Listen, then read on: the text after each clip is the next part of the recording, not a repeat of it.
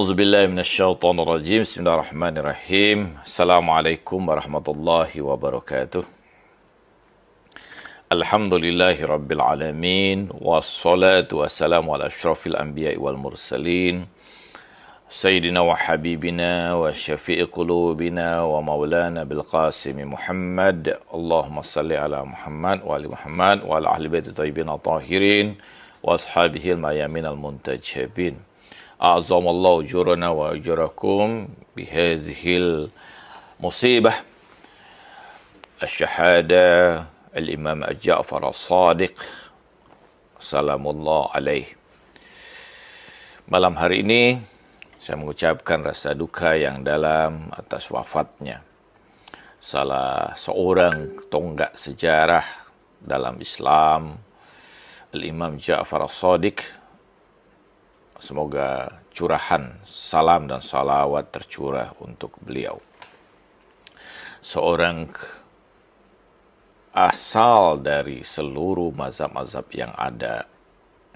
Demikian juga beliau adalah keturunan ke-6 dari Rasulullah sallallahu alaihi wasallam. Kita lanjutkan pada malam hari ini kajian kita dalam tasawuf. Semoga Allah Subhanahu wa taala membuka relung hati kita dan membersihkan seluruh kabut yang menutupi jiwa kita, membuka tirai-tirai kegaiban. Malam hari ini kita berbicara tentang manzilah al-ghaibah, manzilah kegaiban dalam cinta ilahi. Kata gaib adalah kata yang sebenarnya akrab di telinga kita. Kata yang semua kita tentu memahaminya karena kata ini sekalipun merupakan kata berasal dari bahasa Arab, tapi juga terserap ke dalam bahasa Indonesia. Dan kita biasa menggunakannya, bahwa kita menyatakan sesuatu yang tidak tampak sebagai sesuatu yang gaib. Dalam bahasa Arab, kata gaib adalah hakikatu kulli syai' la yudrikul aql wa la yuhissul hawas. Sesuatu yang gaib itu hakikat dari segala sesuatu yang tidak dapat dipahami oleh akal maupun juga tidak dapat diindrai.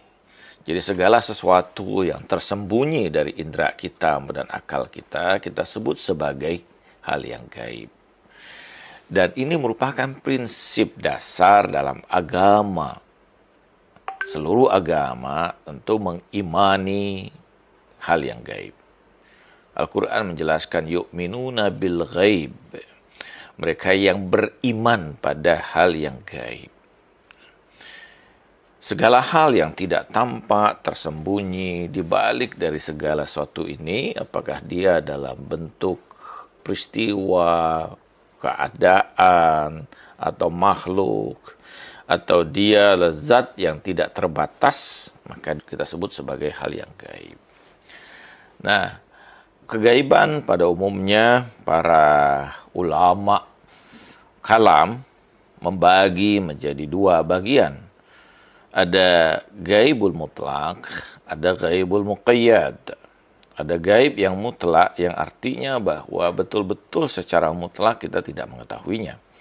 Atau dia terlepas dari segala hal yang mungkin kita ketahui. Ini disebut oleh para ulama sebagai gaibul mutlak. Allah Subhanahu wa taala sebagai zat yang gaibul mutlak. Ya. Sehingga dalam hadis Rasulullah mengatakan bahwa tafakkaru fi khalqillah wa la tafakkaru fi zatihi atau zatillah. Berfikirlah kamu tentang ciptaan Allah, jangan berfikir kamu tentang zat Allah. Kenapa? Zat itu zat yang maha mutlak, maha tidak terbatas. Akal tidak mungkin mampu memahami atau mencernanya. Karena akal itu membicarakan atau memahami sesuatu yang memiliki batasan akliyah, ya, batasan logis. Kita dalam khayal kita, dalam imajinatif kita, kita selalu menghayalkan segala sesuatu yang memiliki batasan dalam konteks dia ada bentuk, rupa, ya, ada ketinggian, ada keluasannya, ada ketebalannya. Akal kita atau khayal kita, imajinatif kita akan membentuk hal-hal yang seperti itu. Ya. Kita tidak mampu menghayalkan sesuatu yang tidak memiliki bentuk. Demikian akal kita juga hanya berbicara tentang sesuatu yang memiliki batasan akliyah. Baik itu dia sebagai nau, ya, atau spesies, kemudian batasan itu genus, ya, al-jins, atau al-fasl diferensial. Ya. Ini pembatasan-pembatasan yang bersifat mantiki atau akli. Ya. Jadi dalam dunia mantik atau dalam ilmu mantik, ada batasan itu yang dibatasi berdasarkan batasan-batasan akliyah seperti tadi, ya, bahwa dia sehingga itu bisa kita bicarakan. Ya. Tapi segala hal yang tidak memiliki tentu ketiga hal itu, ya, dia tidak memiliki batasan-batasan akliyah tersebut, tentu tidak bisa dibicarakan, ya, secara akliyah, dan akal tidak akan mampu membicarakan sesuatu yang tidak memiliki batasan tersebut. Ya. Nah, Allah Subhanahu wa Ta'ala dalam konteks ini betul-betul dinafikan secara zatnya untuk dapat kita pahami, ya, secara akli tentu saja. Ya. Karena akal kita hanya berbicara pada sesuatu yang terbatas. Demikian juga imajinatif kita. Jadi membayangkan ketika Allah berfirman, Yadullah fawqa aydihim, dengan tangan sebagaimana yang kita pahami ada sesuatu kekeliruan. Karena itu sesuatu yang tajsim, ya. Allah terlepas, ta'alallahan jisim, ya, bahwa Allah terlepas dari semua bentuk atau rupa. Ya. Jadi orang yang berpandangan bahwa Allah memiliki rupa, memiliki bentuk, menempati tempat, maka ini sebuah pandangan at-tajsim, ya, pandangan yang menggambarkan Tuhan dalam pola yang memiliki raga atau bentuk. Dan ini ada sesuatu yang tertolak karena menunjukkan keterbatasan pada diri Tuhan. Ketika ada tempat, ada bentuk, tentu ini zat yang terbatas. Dan kalau dia zat yang terbatas, maka dia tidak akan mutlak, sempurna. Ya. Kenapa? Karena terbatas. Nabi menjelaskan dalam konteks itu. Jadi karena itu Nabi mengatakan, tafakkaru fi khalqillah, berbicaralah, berfikirlah tentang ciptaan Allah ini, karena dia memiliki batasannya. Sehingga mampu dipikirkan. Jadi Nabi tidak melarang, tetapi Nabi menegaskan ketidakmungkinan, ya, bahwa kita akan sampai berbicaraan kita secara akliyah dalam zat Allah yang tidak terbatas. Nah, ada gaib dalam arti muqayyad, ya. Yang gaib dia yang bersifat relatif. Sebagai contoh, besok ada sesuatu yang gaib bagi kita. Tetapi ketika kita sudah berada di esok hari, ya, maka esok hari itu bukan lagi sesuatu yang gaib. Gitu. 15 menit yang akan datang itu sesuatu yang gaib bagi kita. Tapi ketika kita sudah melewati waktu itu bukan lagi sesuatu yang gaib. Bahkan dia menjadi sesuatu yang bisa sekarang atau bisa sesuatu yang sudah lewat. Kita tidak mengetahui sesuatu yang ada di balik hati seseorang. Itu gaib bagi kita. Tetapi bagi orang itu bukan sesuatu yang gaib. Dia mengetahui apa yang tersembunyi dalam pikirannya, dalam hatinya, ya.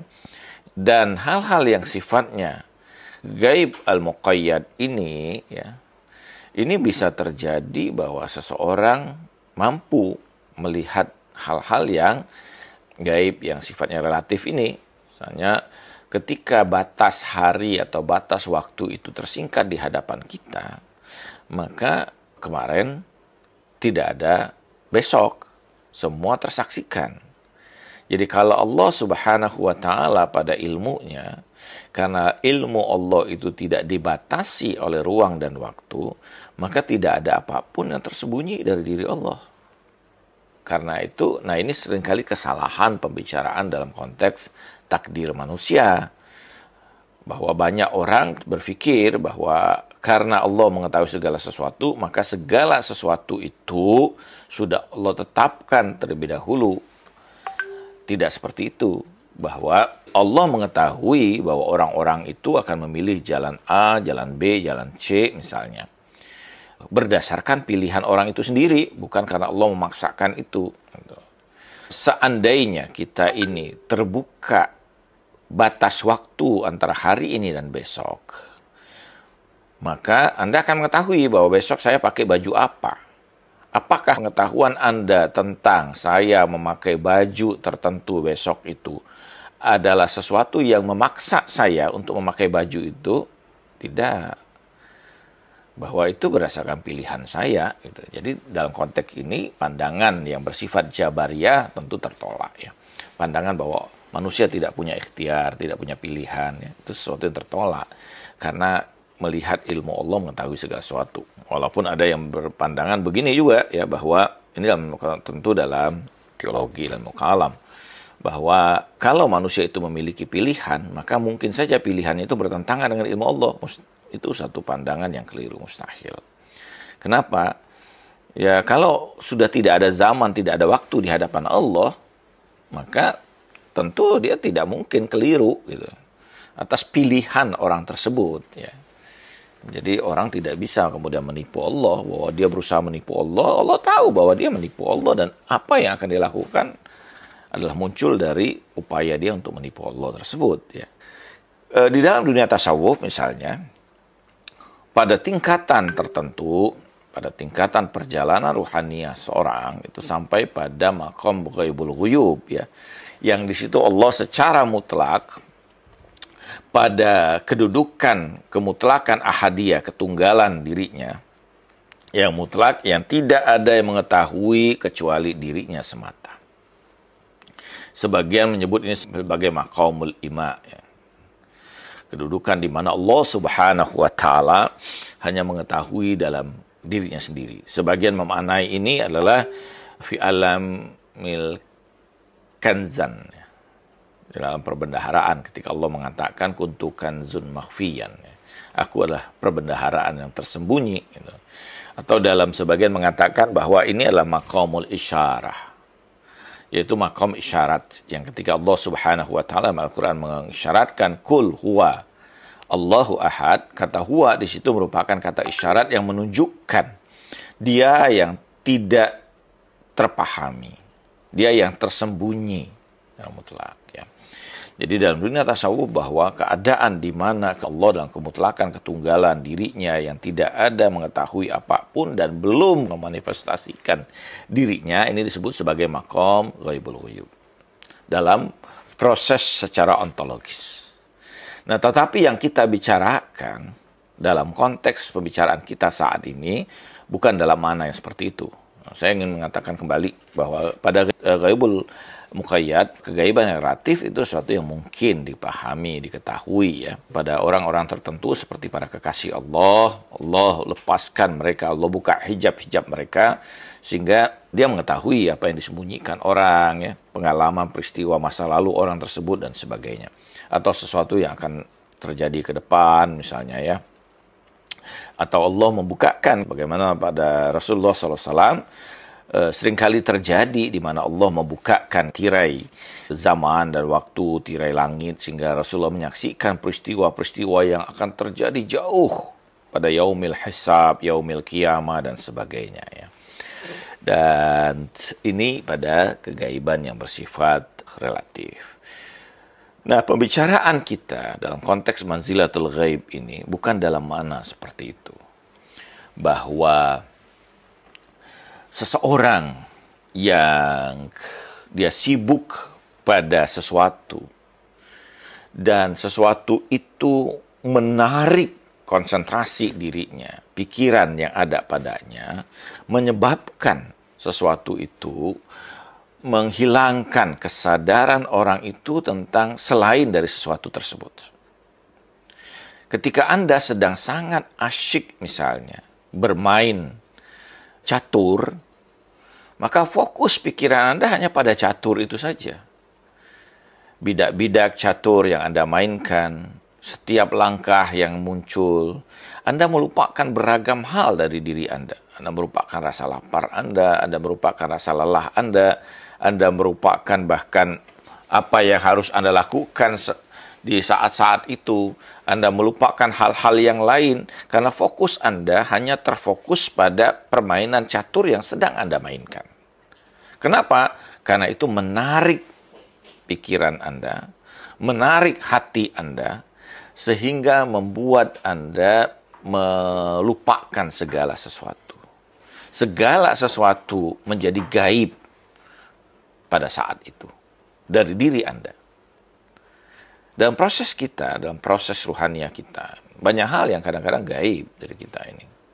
Atau ada hal-hal yang sesungguhnya real di hadapan kita, tapi karena fokus kita pada sesuatu yang lain, maka sesuatu yang real itu menjadi sesuatu yang gaib.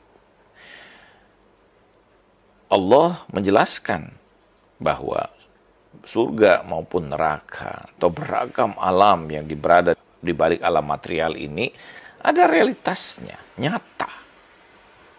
La ta'lamuna 'ilmal yakin la tarawunal jahim. Kalau kamu punya ilmu yakin, kata Allah, kamu sudah menyaksikan neraka itu seperti apa dan bagaimana, apa yang ada di dalamnya.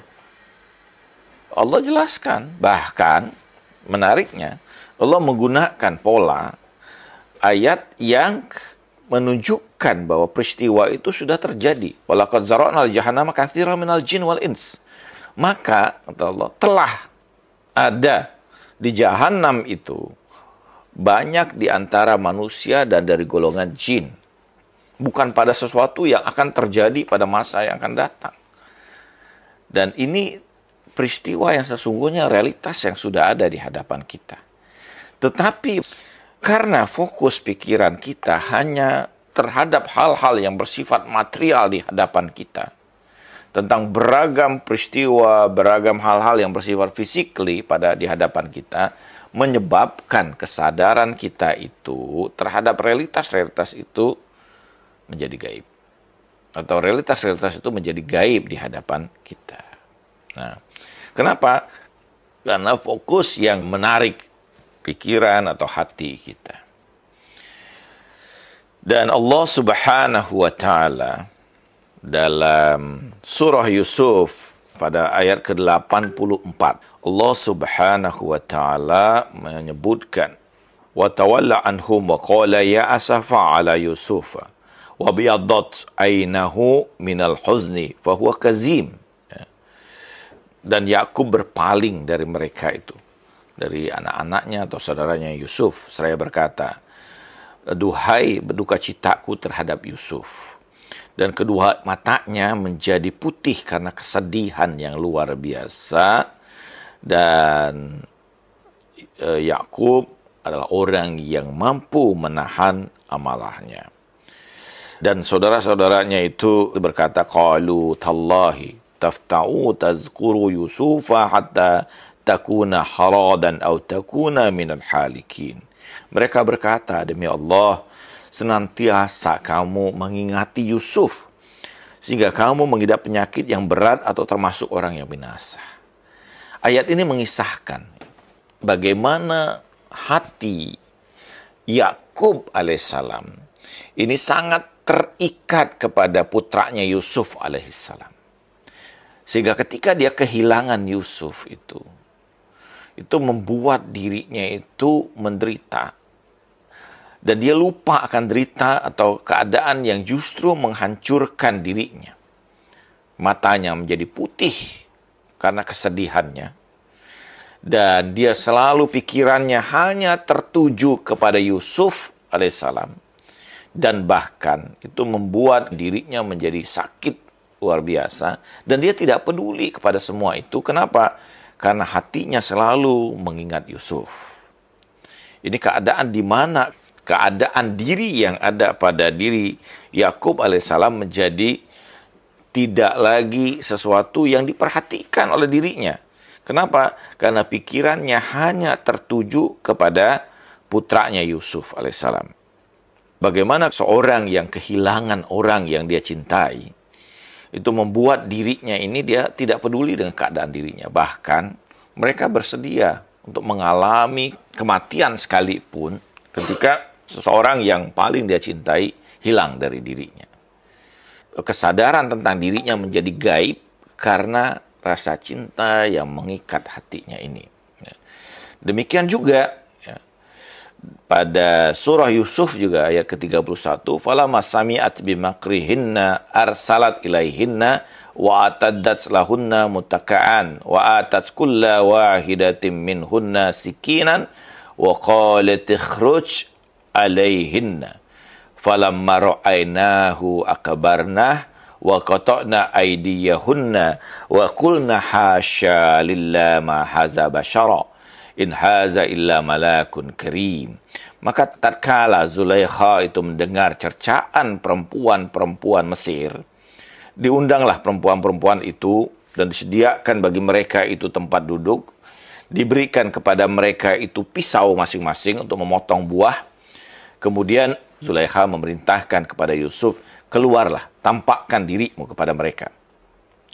Dan ketika perempuan-perempuan itu melihat Yusuf, mereka menjadi terpesona begitu luar biasa, sampai-sampai mereka melukai wa qata'na aydiyahunna. Mereka memotong jemarinya dalam keadaan mereka tidak merasa sakit. Mereka lupa terhadap tindakan terhadap dirinya itu, dan mereka berkata, Maha sempurna Allah, ini bukan manusia. Sesungguhnya ini tidak lain hanyalah malaikat yang begitu mulia. Jadi keterpesonaan perempuan-perempuan Mesir ini terhadap Yusuf alaihissalam menyebabkan mereka lupa akan segala sesuatu. Lupa terhadap dirinya, bahkan lupa bahwa tindakannya itu melukai dan menyakiti dirinya sendiri. Hilang rasa sakit itu pada dirinya karena keterpesonaan mereka kepada Yusuf alaihissalam. Jadi ini yang dimaksud oleh para sufi tentang manzilatul ghaibah. Tentang makom atau kedudukan kegaiban ini. Di mana seseorang salik itu melupakan dirinya karena apa yang mengikat hatinya ini. Dan ini terjadi pada tingkat yang paling sederhana, seseorang yang ketika hatinya sudah terikat pada sesuatu, pada hobi terhadap sesuatu, atau menyenangi sesuatu, dia melupakan banyak hal ya. Ada 3 tingkatan. Tingkatan pertama yaitu tingkatan para murid, di mana pada tingkatan ini, para murid ini, dia melupakan beragam hal yang menjadi beban dirinya karena melihat tujuan yang ingin dia capai. Proses perjalanan yang ingin dia tuju. Seseorang yang hendak menunaikan ibadah haji misalnya, yang terbayang selalu dalam pikirannya itu adalah proses ibadah di hadapan Baitullah, sehingga seringkali dia melupakan banyak hal. Dia terus kemudian dalam ingatannya itu pada proses dirinya, pada tujuan yang ingin dia lakukan itu. Seorang salik, seorang murid, ketika dia sudah melihat tujuan itu sebagai sesuatu yang memiliki nilai, sesuatu yang begitu luar biasa, berapapun harga yang harus dia tunaikan untuk mencapai tujuan itu, dia korbankan. Betapa sulit ya kemudian jalan yang harus dia tempuh. Karena itu thariqah itu seringkali disebut sebagai thariqah, jalan proses dalam mencapai derajat kepada Allah Subhanahu wa taala itu. Disebut sebagai thariqah karena jalan yang penuh dengan halangan, penuh dengan beragam kesulitan. Tidak ada proses ruhania itu yang tidak sulit. Orang tidak bisa mencapai derajat ruhania hanya dengan beragam kemudahan, mustahil. Mengharapkan suatu peristiwa tiba-tiba, Anda tidak pernah melihat bahwa seseorang yang mencapai tiba-tiba derajat kemuliaan, keagungan di sisi Allah Subhanahu wa taala, tetapi sebelumnya diuji dengan beragam ujian yang begitu dahsyat. Seringkali kita melihat hasil tanpa pernah melihat proses yang terjadi di baliknya. Betapa seringnya kita menilai seseorang dari hasil yang telah dicapai. Tetapi kita tidak menyadari bahwa hasil itu adalah sebuah proses dari beragam kesulitan yang pernah dia lakukan. Seringkali kita mendengar perkataan bahwa hasil tidak mendustakan prosesnya. Jadi setiap proses tentu menghasilkan hal yang luar biasa. Nah, perjalanan ruhania tidak dapat dilakukan secara instan. Orang tidak dengan mudah tiba-tiba mencapai derajat tertentu, memiliki kemuliaan tertentu. Orang yang kita saksikan tanpa melewati beragam proses itu dan dia mendapatkan beragam hal yang terlihat luar biasa, pasti itu sesuatu yang sifatnya dusta. Itu pseudo-sofistik. Itu adalah dalam istilah yang sering kali digunakan oleh Samahatul Ustadz Jaluni Rahmat, itu disebut sebagai perompak-perompak di jalan Tuhan. Mereka menggelar lapak karomah untuk menipu banyak orang. Dan ini satu yang sebenarnya tidak mungkin ya. Satu yang mustahil. Jadi seseorang yang menempuh perjalanan, dia melihat bahwa tujuan itu begitu jauh, begitu luar biasanya, begitu dahsyatnya, sehingga seringkali dia melupakan beragam derita yang dia lewati, beragam kesulitan yang begitu luar biasa.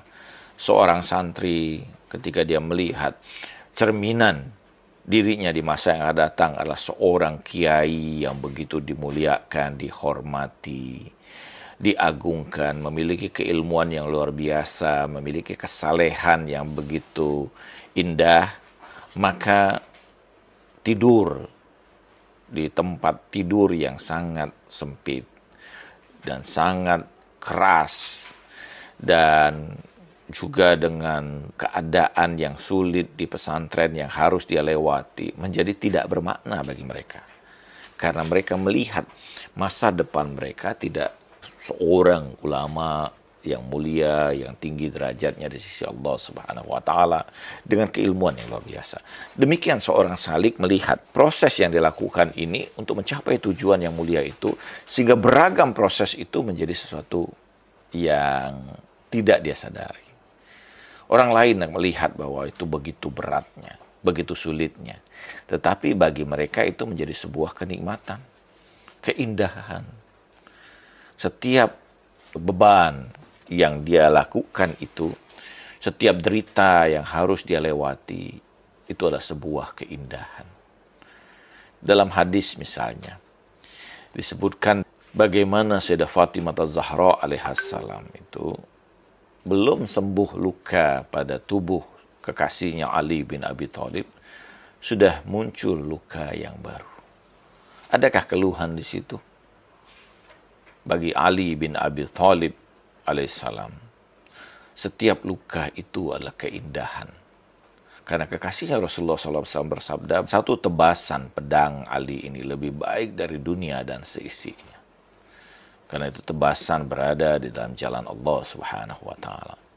Semua derita itu menjadi sebuah keindahan, sebuah kenikmatan karena melihat tujuan yang ingin dia capai. Orang lain yang mungkin melihat itu menjadi sesuatu yang sulit. Kita melihat bagaimana seorang salik, seorang murid harus berzikir ribuan kali, mengucapkan zikir-zikir tertentu. Mereka kadang menghabiskan waktu di malam-malam hari dengan sedikit tidur dan memperbanyak puasa mereka sampai seringkali tubuh mereka itu kurus dan kering. Orang yang menyaksikan itu tentu melihat ini suatu hal yang gila, suatu hal yang penuh penderitaan.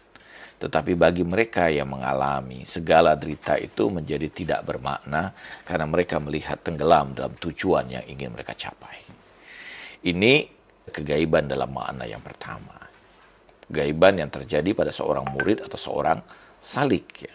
Mereka begitu indah ya, tujuan yang dia ingin capai, sehingga segala hal yang tadi mengikat dirinya, keterpisahan dari orang yang dicintainya, jauh dari kampung halamannya, melewati perjalanan yang panjang. Kita lihat misalnya bagaimana seorang Alamah Toba-Tobai yang sudah pada derajat yang sangat tinggi, tetapi dia menghidupi kehidupannya yang sulit dengan bertani ya, dengan mencangkul, dengan beban yang begitu berat. Sehingga ada orang yang lewat dan menyaksikan kemudian alam toba-tobai dalam keadaan yang begitu seperti itu, dan berkata, mestinya engkau tidak berada di tempat yang seperti ini dan tidak melakukan hal yang seperti ini. Tapi apa jawab alam toba-tobai? Dia berkata, kekasih Rasulullah Shallallahu Alaihi Wasallam, tubuhnya penuh dengan peluh karena menggali kebun korma untuk menghidupi diri dan keluarganya. Apalah artinya diriku dibandingkan kekasih Rasulullah Ali bin Abi Thalib. Jadi Imam Ali bin Abi Thalib itu bekerja dengan luar biasa ya dengan ini, dan itu dilakukan. Jadi bagi mereka kesulitan itu menjadi sebuah kenikmatan, keindahan, karena apa yang ingin dicapai di balik itu semua. Bahkan Rasulullah mengatakan khairul a'mal azmaquha. Sebaik-baik amal itu adalah yang paling sulit dilakukan, paling berat ya.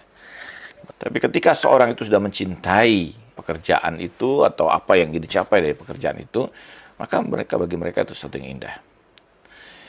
Pada tingkat yang kedua, pada tingkat manzilah al-ghaibah ini pada tingkat yang disebut tingkatan tariqah atau tingkatan khawas atau tingkatan yang lebih dalam dari tingkatan yang pertama, yaitu adalah ghaibatus salik anil ilmi mujarradin anil hal ya.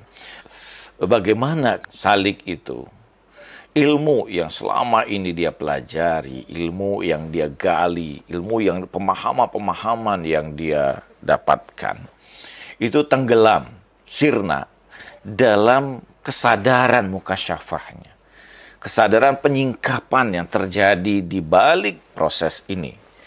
Sehingga apa yang dia peroleh berdasarkan analisis rasionalnya, akliyahnya, pemahaman-pemahaman yang selama ini dia gali, baik tentang tauhid, tentang hakikat ilahiyah, tentang beragam hal, semua itu menjadi tidak bermakna ketika dia menyaksikan hakikat dari segala sesuatu itu.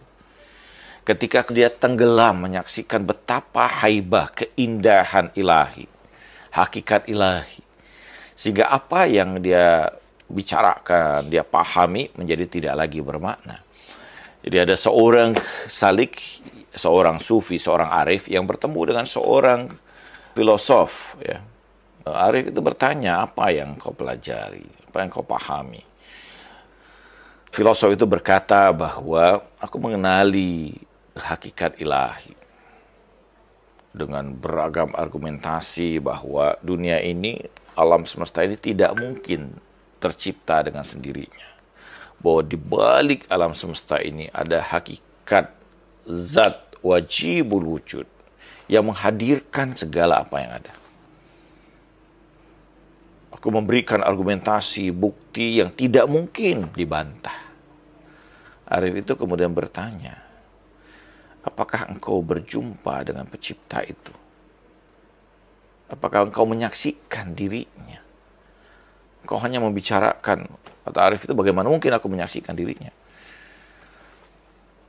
Arif itu kemudian berkata, wahai filosof, bahwa apa yang kau saksikan, apa engkau yang bicarakan itu segala sesuatu yang sebenarnya tidak pernah memberikan rasa yang paling dalam kepada dirimu.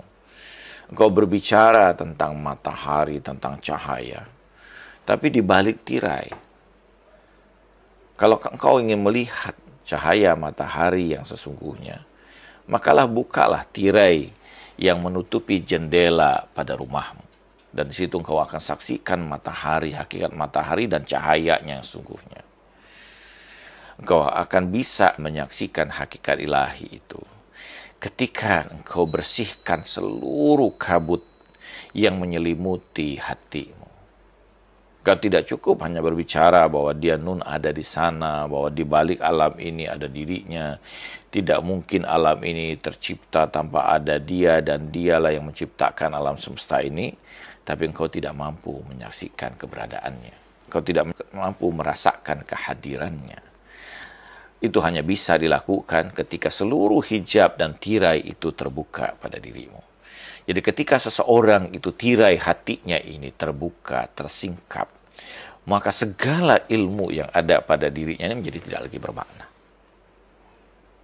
apakah pembicaraan kita tentang jeruk masih bermakna bahwa beragam jenis jeruk, bagaimana jeruk itu tumbuh dan sebagainya, dibandingkan pada saat kita merasakan manisnya jeruk itu sendiri.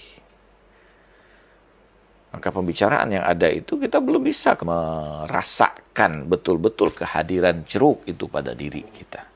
Kehadiran jeruk itu pada diri kita, betul-betul hakikat jeruk itu setelah kita merasakan kenikmatan, kelezatan, kemanisan yang ada pada jeruk itu sendiri. Dan ini adalah di mana rasa mengatasi beragam pengetahuan. Rumi mengatakan bagaimana mungkin kau memahami mawar itu hanya dari hurufnya, M-A-W-A-R. Maka itu tidak akan pernah mengantarkan dirimu untuk menyaksikan keindahan mawar. Demikian bahwa seseorang itu tidak akan pernah merasakan kelezatan, keindahan dalam kebersamaan dengan hakikat ilahi ketika dia hanya berbicara dalam ikatan logikanya semata. Lepaskanlah ikatan logika itu, singkaplah tirai batinmu, maka engkau akan merasakan rasa kedekatan, keindahan, keluar biasaan antara diri kita dengan hakikat ilahi. Dalam keadaan seperti itu kita akan seluruh apa yang kita bicarakan, apa yang kita bahas tentang dirinya menjadi sesuatu yang sirna. Menjadi sesuatu yang gaib, yang tidak lagi bermakna di hadapan kita. Segala hal yang kita bicarakan ini, segala hal yang kita bahas, segala teori yang kemudian dikembangkan, itu tidak lagi menjadi sesuatu yang ada ketika kita sudah berjumpa dengan hakikat dirinya. Kita tidak akan mungkin meyakinkan Majnun akan keberadaan Laila, karena baginya Laila selalu ada pada dirinya. Laila adalah realitas yang paling jelas dan gamblang di hadapan Majnun, sementara segala hal yang ada di sekitarnya, ada di hadapannya, adalah sesuatu yang gaib baginya. Ketika dia bertanya, apa ini Majnun? Itu Laila. Apa itu Majnun? Itu Laila. Apa itu Majnun? Itu Laila. Tidak ada apapun kecuali Laila semata. Jadi bagi seorang pecinta pada konteks ini yang sudah merasakan hakikat cinta itu, maka segala apapun konsep dan teori tentang cinta baginya bukanlah sesuatu yang bermakna. Segala sesuatu menjadi sirna di hadapannya. Segala hal yang pernah dibicarakan itu sesuatu yang tidak lagi ada maknanya. Dia tidak lagi melihat. Bahkan apapun usaha yang ada lakukan menjadi sesuatu yang tidak akan bermakna. Imam Ali Zainal Abidin dalam Sahifah Saja dia berkata, apakah engkau akan memisahkan diriku dari kelezatan dalam menyaksikan dirimu? Dalam doa Kumail kita juga membaca bait-bait pada doa Kumail itu, bahwa kalau engkau aku siksa diriku dalam neraka, maka aku ungkapkan kecintaan kepadamu. Aku gambarkan keindahan dirimu. Jadi pada tingkat ini, apapun yang ada realitas yang dihadapi oleh seorang tidak lagi bermakna, karena dia sudah merasakan kenikmatan itu. Dalam satu syairnya Al-Faraghani, salah seorang penyair sufi yang luar biasa dan juga menjadi pensyarah dari Fususul Hikam, Al-Faraghani mengatakan bahwa satu tetes rasa cinta yang Tuhan masukkan dalam hati manusia ini akan membuat dirinya melupakan apapun kecuali keindahan Tuhan. Dan ini yang terjadi pada tingkat di mana seorang salik itu sudah sampai pada gaibah. Segala ilmu ini menjadi sesuatu yang gaib baginya. Segala hal yang berdasarkan rasionalitasnya menjadi sudah tidak lagi bermakna karena dia sudah terjerembab pada pedang cinta ilahi. Dan ini pada tingkat yang kedua, pada tingkat seorang salik. Pada tingkat yang ketiga, yaitu ghaibatul arif an uyunil ahwal wasyawahid wa daraja fi ainil jams. Jadi ini tenggelamnya segala hal dalam konteks ini, hilangnya, sirnanya, gaibnya di pandangan seorang arif beragam kemudian hal-hal yang dia saksikan secara batin. Kenapa? Karena dia sudah tenggelam dalam hakikat cinta ilahi itu sendiri, di mana tidak menyisakan apapun. Dalam surah Al-Hadid Allah Subhanahu wa taala berfirman, "Wal awalu wal akhir, wa zahir wal batin wa huwa bikulli syai'in alim." Pada tingkat ini tidak ada apapun, dialah yang awal, dia yang akhir, dia zahir, yang batin, dan dia meliput pada segala sesuatu, memiliki ilmu, memiliki pengetahuan. Tidak menyisakan apapun lagi pada tingkat ini. Termasuk kesadaran dia tentang beragam hal yang selama ini secara batin menjadi sesuatu yang luar biasa. Kita melihat orang yang mampu menyaksikan hal-hal yang batinia, yang tidak tampak di hadapan kita. Betapa hebat, betapa luar biasanya orang seperti itu. Dia menceritakan tentang beragam hal pada diri kita, tentang peristiwa-peristiwa yang lalu yang terjadi pada kita, menggambarkan peristiwa-peristiwa yang akan terjadi ke depan. Tidak ada yang tersembunyi di hadapan dirinya. Kita melihat bahwa ini seorang yang sudah masuk di alam yang batiniah, alam misal, alam ghaib ya. Tetapi penyaksian-penyaksian yang seperti ini menjadi sirna ketika seorang itu sudah tenggelam dalam kecintaan pada ilahi. Fa'aina matuwalu fathama wajhullah. Dimanapun yang dihadap tidak lain adalah wajah Allah. Tidak ada apapun selain daripada dirinya. Wal awal wal akhir wal zahir wal batin. Dia yang awal, dia akhir, dia zahir, yang dia batin. Ini disebut juga sebagai maqamul jam ya. Maqam di mana sirna seluruh apapun yang ada pada dirinya. Abdullah Al-Ansari ya, yang merupakan penulis utama dari Manazilul Sairin ini, dalam munajatnya mengatakan, "Khokam bersalam, darfano yaitu benggaram. Tanah itu sudah meliputi diriku, sehingga aku tenggelam dalam fana terhadapmu." Dia tidak menyaksikan apapun, kecuali hanya dia semata ya. Karena itu yang ada, yang nampak itu tidak lain adalah hakikat ilahi saja. Pada surah Al-Hasyr ayat 22-24 Allah Subhanahu wa taala berfirman, "Wallahu allazi la ilaha illa huwa alimul ghaibi wasyahada wa rahmanur rahim. Wallahu allazi la ilaha illa huwal malikul qudusus salamul mu'minul muhaiminul azizul jabbarul mutakabbir. Subhanallahi amma yusyrikun. Wallahu khaliqul bari'ul musawwirul lahul asma'ul husna. Yusabbihu lahu ma fis samawati wal arwah wal azizul hakim." Allah mengatakan di sini, dialah Allah yang tidak ada lagi Tuhan kecuali dirinya, yang mengetahui yang tersembunyi maupun yang tampak. Dia Rahman dan Rahim. Hanya Allah semata. Dialah Allah yang tidak ada Tuhan selainnya. Dia yang merupakan penguasa, yang maha suci, yang memberikan, menebarkan kedamaian. Dia yang menjadi tempat beriman.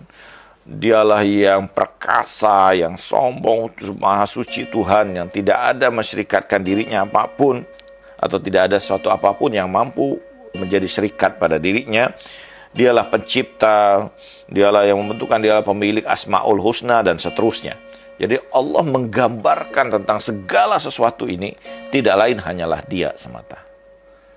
Ketika seseorang sudah dalam pada maqamul jam ini, dia melupakan apapun, dia tenggelam pada hakikat ilahi. Bagaimana mungkin Anda ketika dalam keadaan terpesona dalam cahaya yang begitu luar biasa, masih memiliki kesadaran selain dari cahaya itu. Dalam kitab Syarah Surah Al-Fatihah, Imam Khomeini itu menceritakan satu kisah di mana ketika seekor ikan bertanya tentang lautan. Di manakah lautan? Tidak ada satupun di antara ikan itu yang mampu menjawab di mana lautan itu. Tapi ketika mereka berjumpa dengan seekor ikan yang sudah demikian tua dan sangat bijak, ikan yang bertanya ini kembali bertanya kepada ekor ikan yang tua itu. Ikan yang bijak itu berkata, "Aku mampu menjawab itu semua, tetapi tentu kalian tidak akan mampu memahaminya." Kemudian para ikan itu berkata, "Jawablah, berikan jawaban pada kami, bahwa kita diliputi oleh lautan. Lautan itu menghidupkan kita, dan kehidupan kita berada dalam lautan. Dia ada di dalam diri kita, di luar diri kita. Dia ada di hadapan kita, dia ada di belakang kita. Dia ada di atas kita, dia ada di bawah kita. Dia berada di kanan kita, di kiri kita. Kita berada di dalam dirinya dan tenggelam dalam dirinya. Kita hidup dengannya dan kita mati pun dengannya." itulah hakikat dari di mana seseorang itu ketika dia sudah dalam kegaiban yang seperti ini, yang tidak ada kesadaran apapun kecuali kesadaran al-haq itu sendiri. Ini pada tingkat yang paling tinggi dari tingkat manzilah al-ghaib ini, yang ada kesadaran apapun yang muncul pada dirinya itu tidaklah juga kesadaran ilahi. Dia tidak lagi menyadari apapun tentang dirinya, kecuali hanya semata kesadaran ilahi itu sendiri. Katre jorisud bidario rsyid dario wasud. Abdullah Ansari mengatakan setiap tetesan itu mengalir ke lautan. Dan ketika sampai di lautan itu, mereka tidak lebih dari lautan itu sendiri. Terima kasih. Wassallallahu ala sayyidina Muhammad wa ala tahirin walhamdulillahi rabbil alamin. Terima kasih Yahya Khalid Walid yang sudah menyampaikan materi terkait dengan manzilah gaib. Kita langsung pertanyaan saja. Mengapa dalam rukun iman bahwa mengimani yang gaib tidak masuk dalam urutan yang wajib diimani atau diyakini dalam umat Islam? Itu tentu berbeda-beda ya, bahwa itu didapat dari hadis ya. Pada intinya itu kan merupakan susunan yang disusun kemudian oleh para ulama ya. Dan itu dirumuskan dari hadis-hadis yang ada. Dan ada beragam hadis-hadis tentang rukun iman ini, tentang keimanan itu. Mahwal iman, ya. Apa itu iman? Yu'minuna billah, kemudian wal yaumil akhir, ya.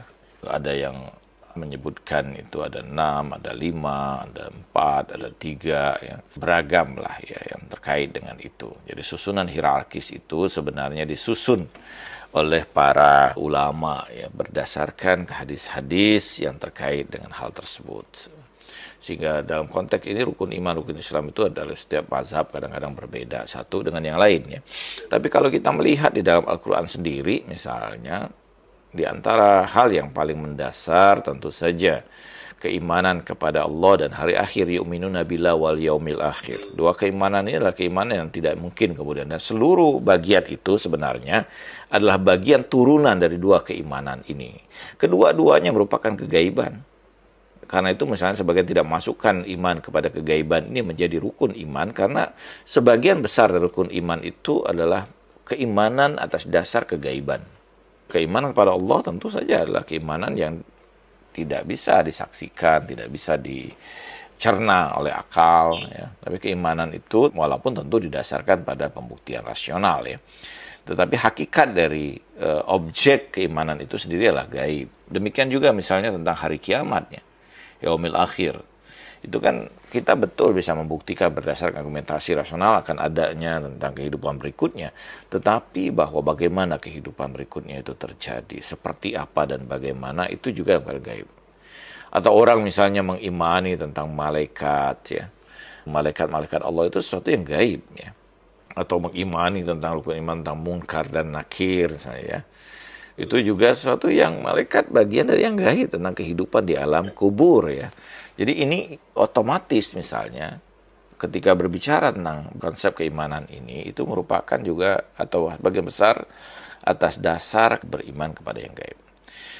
Yang kedua bahwa kita bisa saja sebenarnya menambahkan itu, ya, keimanan pada yang gaib itu bagian dari rukun iman. Karena apa? Karena ada ayat Al-Quran yang menjelaskan itu, baik pada surah Al-Baqarah di awal itu kan, alif lam mim zalikal kitabur bulahu raiba hudal lil muttaqin allazina yu'minuna bil ghaib, ya.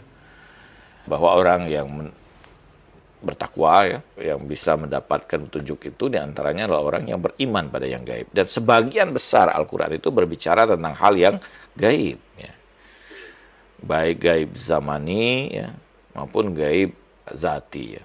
Baik sifatnya zaman atau memang hakikat kegaiban itu sendiri. Silakan saja ya kalau mau itu dimasukkan bagian dari ini. Tapi umumnya kemudian ya para ulama yang mensistematisasi itu. Ada dari Rian Susanti ini. Bagaimana upaya menjaga keimanan kita pada hal-hal yang gaib di tengah kehidupan serba materialistis? Ya, tuntunan sebenarnya dalam ritual agama kita menuntun kita untuk menyadari, untuk merasakan, bahkan untuk hadir dalam hal-hal yang gaib itu sendiri. Seluruh ibadah-ibadah kita yang kita lakukan dalam ajaran agama kita, seluruh ritual-ritual yang kita lakukan itu semua terkait dengan hal-hal yang gaib. Ya. Apakah kita ibadah sholat kita, ibadah puasa kita, ya, bahkan ibadah haji kita sekalipun, itu sebenarnya juga terkait dengan hal yang gaib. Ya. Ketika seseorang itu, ya dalam kehidupan yang materialistik ini, justru ketika seseorang itu mengikat dirinya dengan hal-hal yang bersifat material saja, dia akan mengalami kehilangan makna dalam hidupnya. Dia akan mengalami, dalam istilah para filosof sekarang, teralienasi, ya. Kehilangan makna, kehilangan tujuan, kehilangan harapan, kelelahan yang begitu luar biasa dalam kehidupannya, ya. Nah, justru di dalam kehidupan ini kita sangat memerlukan hal-hal yang gaib itu untuk menguatkan diri kita, ya. Hal-hal yang gaib itu justru membantu kita untuk memiliki kekuatan ruhaniah kita, ya. Kita lihat justru orang-orang yang ruhani mereka kuat, ya. Keterhubungan antara diri mereka, ruhaniah mereka pada hal-hal yang bersifat gaib, maka mereka mampu melewati kehidupan yang ada saat ini dan memberikan kemudian cahaya dalam kegelapan kehidupan ini. Kita lihatlah tokoh-tokoh yang besar yang luar biasa itu, bahwa manusia itu tidak akan bisa terlepas dari hal-hal yang gaib. Itu fitrah pada dirinya. Semakin dia menjauh dari kegaiban itu, semakin dia akan tersiksa. Karena hakikat diri kita ini justru hal yang gaib itu. Jiwa kita, ruh kita itu hal yang gaib pada diri kita. Sementara itu semua adalah unsur yang justru menjadi hakikat batin dan hakikat diri kita yang sesungguhnya. Terkait dengan yang ada orang-orang yang bisa melihat yang gaib, kan ya, seperti para nabi, kemudian para imam dan para ulama, khususnya mungkin para urafa atau mursyid lah di kalangan tasawuf. Itu di satu sisi. Di sisi yang lain ada sisi yang kelompok-kelompok yang lain lagi, yaitu misalkan kahin dari dukun itu juga sama bisa mampu melihat yang gaib itu. Itu kok bisa ya dua-duanya beri kemampuan itu? Allah berikan karomah, kemuliaan. Ya, karomah itu kata krim, ya sebenarnya. Terkait dengan kemuliaan seorang itu. Dan melalui kemuliaan-kemuliaan itu Allah berikan, tunjukkan kemuliaan-kemuliaan Allah itu supaya itu menjadi hujah bagi manusia. Menjadi bukti akan keagungan kemuliaan Allah Subhanahu wa taala. Tetapi ini yang patut kita sadari, bahwa hal-hal yang seakan dalam tanda kutip luar biasa bukan hanya muncul, bukan hanya terkait dengan kemuliaan semata. Ada hal-hal yang terkait dengan sihir, ya. Sihir itu artinya penundukan, ya. Wasakhara ayunahum. Jadi bukan sihir itu membalikkan pandangan mereka, ya. Untuk mengendalikan, hipnotis itu kan bagian dari pengendalian itu. Yang kedua, bahwa manusia ini karena kekuatan yang ada pada dirinya mampu mengendalikan misalnya makhluk lain seperti jin untuk melakukan apa yang mereka inginkan. Sehingga ketika mereka mengendalikan hal-hal yang seperti itu, jin itu bekerja untuk diri mereka dan melakukan apa yang mereka inginkan. Pada satu sisi sesuatu yang buruk, ya, yang tidak diperkenankan, karena ini memperbudak makhluk Allah. Sebagian besar, ya, ulama kita itu menolak hal yang seperti itu, dan itu menjadi sesuatu yang tidak ada gunanya juga, ya, gitu. Dan ini sesuatu yang sebenarnya karena kekuatan yang ada pada diri seseorang itu, sehingga dia memaksa makhluk-makhluk tertentu itu untuk menjadi hamba mereka, mengabdi pada mereka, melakukan perintah mereka, karena keinginan-keinginan yang muncul pada diri mereka. Ini sesuatu yang tentu akan mendapatkan balasan, ya, pertanggungjawaban di hadapan Allah. Atau yang ketiga, bahwa di balik alam material ini ada alam yang disebut dengan alamul jinniyah. Apa itu alamul jinniyah? Alamul jinniyah itu adalah alam yang dia masih terikat secara material, tetapi dia sudah terjadi padanya hukum-hukum yang bersifat non-material.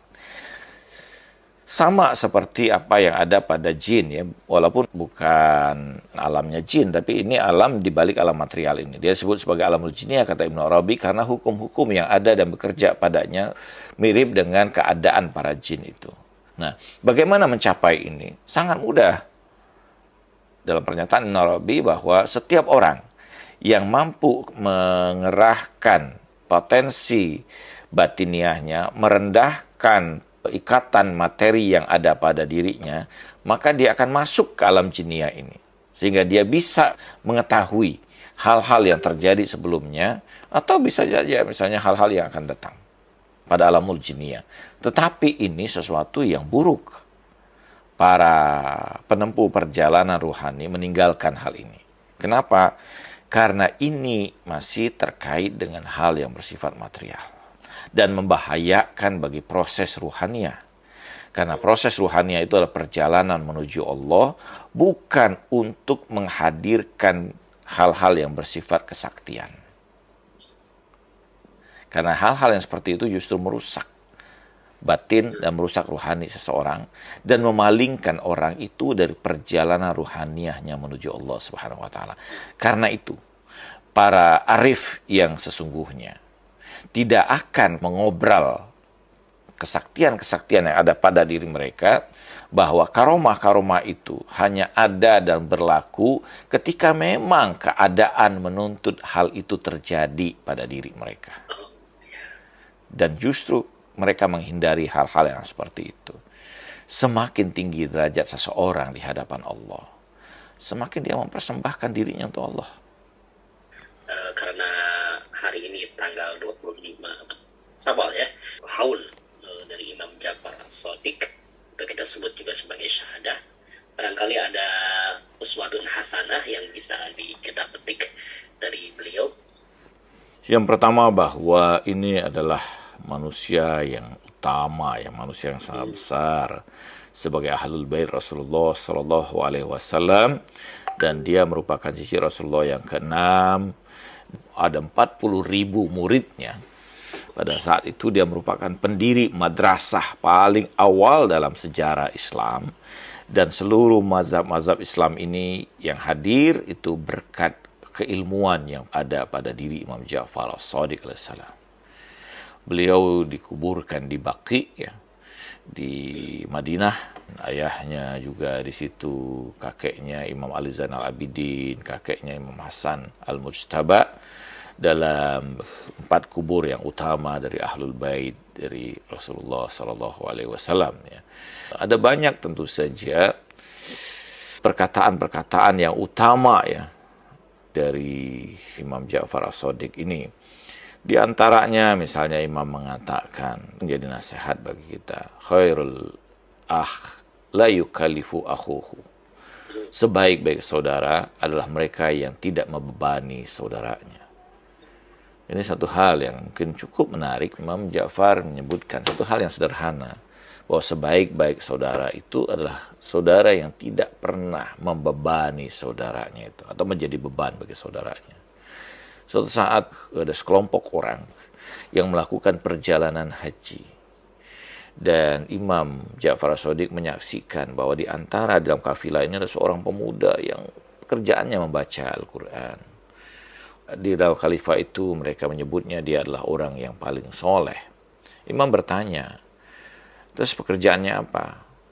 Mereka yang berada di kafilah itu berkata, pekerjaannya hanyalah ibadah kepada Allah Subhanahu wa taala. Imam kemudian bertanya lagi, terus siapa yang membiayai kehidupannya? Para orang-orang di kafilah itu berkata, dia memiliki saudara yang bekerja, dan sebagian hasil pekerjaannya itu dia berikan kepada saudaranya ini. Imam Ja'far mengatakan saudaranya jauh lebih baik dibandingkan pemuda ini. Dia yang bekerja dengan luar biasa dan membagikan sebagian dari hartanya untuk kehidupan saudaranya. Dialah orang yang lebih baik di sisi Allah Subhanahu wa taala. Ada banyak tentu saja mutiara-mutiara yang berasal dari Imam Ja'far As-Shadiq alaihissalam, dan ini salah satu bagian dari kita yang mungkin kita bisa ambil pelajaran untuk kehidupan kita. Dan saya sekali lagi mengucapkan belasungkawa yang dalam atas wafatnya Imam Ja'far As-Shadiq salamullah alaih, pendiri utama madrasah di dalam Islam. Baik Ustaz, terima kasih. Selanjutnya barangkali bisa memberikan semacam kesimpulan closing statement dari pembahasan kita tentang manzilah al-ghaib. Ya, manzilah al-ghaibah ini adalah ketika hati kita tertambat dalam perjalanan kita menuju Allah, kita akan membuat kita ketika menyaksikan betapa luar biasanya hakikat ilahiyah itu, maka segala hal yang berat dan menjadi beban kita dalam perjalanan kita menuju Allah menjadi sirna di hadapan keindahan, keluar biasaan, keagungan hakikat ilahiyah ini. Dan mari kita akhiri dengan membaca doa bersama. A'udzubillahi minasyaitonirrajim. Bismillahirrahmanirrahim. Allahumma arifna nafsak fa illam tu'arifna lam na'rif rasulak. Allahumma arifna rasulak fa illam tu'arifna rasulak lam na'rif hujjatak. Allahumma arifna hujjatak fa illam tu'arifna hujjatak dalalna an dinina. Wa la tuzigh qulubana ba'da iz hadaitana bi rahmatika ya arhamar rahimin. Ya Allah, kenalkanlah kami pada dirimu. Sekiranya kami tidak mengenalmu, maka kami tidak akan mengenal Rasulmu. Ya Allah, kenalkan kami pada Rasulmu. Sekiranya kami tidak mengenal Rasulmu, maka kami tidak akan mengenal hujahmu. Ya Allah, kenalkan kami pada hujahmu. Sekiranya kami tidak mengenal hujahmu, maka tersesatlah kami dari agama kami. Janganlah engkau palingkan kami setelah engkau berikan petunjuk bagi kami. Wahai Maha Pengasih dan Maha Penyayang. Wa sallallahu ala sayyidina Muhammadin wa alihi tahirin walhamdulillahi rabbil alamin. Wassalamualaikum warahmatullahi wabarakatuh.